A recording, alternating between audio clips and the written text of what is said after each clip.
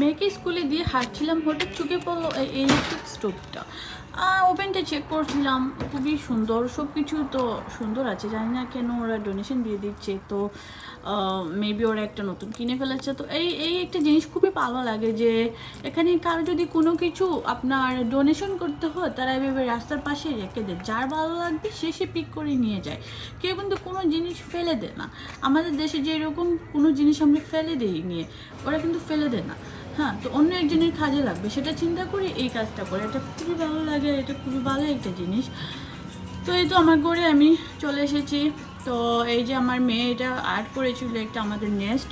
তো এখানে হয়তো দেখেছেন উপরে এক টুকরো রুটি আছে, তো ওইটা আমি এভাবে প্রতিদিন এক টুকরো করে রাখি। আর ভেতরে অবশ্যই আমার পাখির জন্য আছে, খাবার রাখা আছে, তো এরা প্রতিদিন এসে পাখি খেয়ে যায়। এটা আমার মেয়ে করেছিল প্যারেন্টস ডেতে আমাদের জন্য, আমি সৌরিকের উপরে রেখে দিয়েছিলাম।